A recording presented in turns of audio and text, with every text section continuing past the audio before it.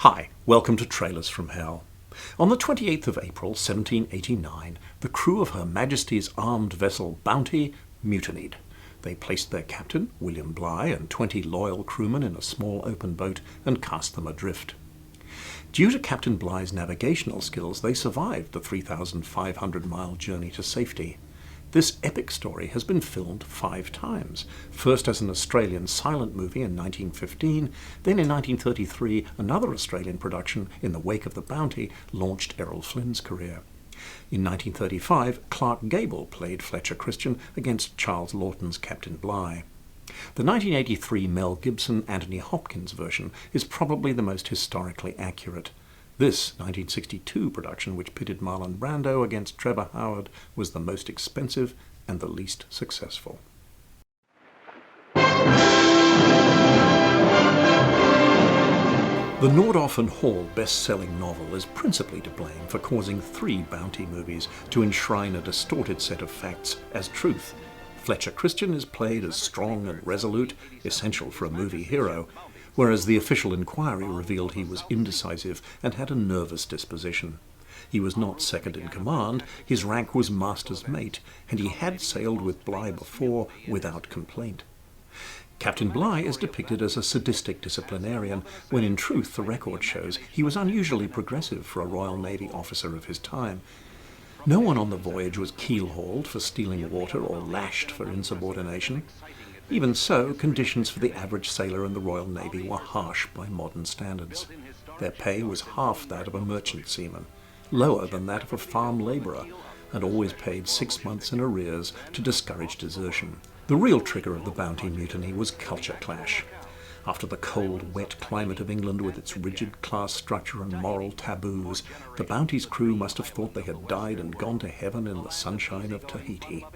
After a 5-month layover in a tropical paradise full of beautiful half-naked women who treated them like gods, is it any wonder that many of them did not wish to return to the harshness of their former lives? If Bligh was guilty of anything, it was in allowing the crew to taste too many of these forbidden fruits. But since when do movies let the facts get in the way of a good story?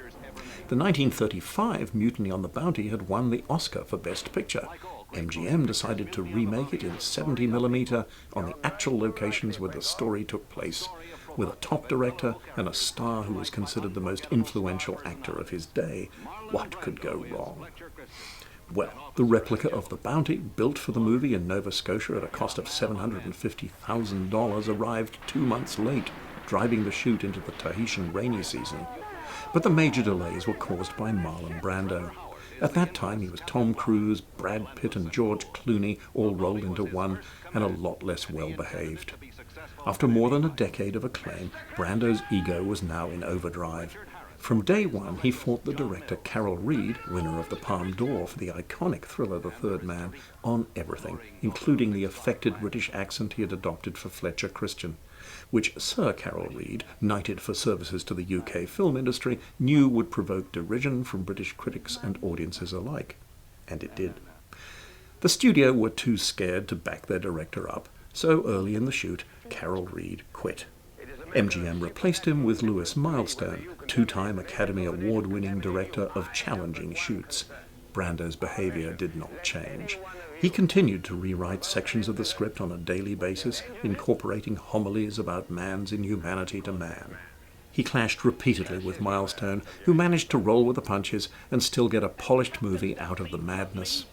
Trevor Howard steals the acting honours by underplaying against Brando's narcissistic performance. I wonder why an alleged gentleman should give his first loyalty to ordinary seamen. In my years of service, I have never met an officer who inflicted punishment upon men with such incredible relish.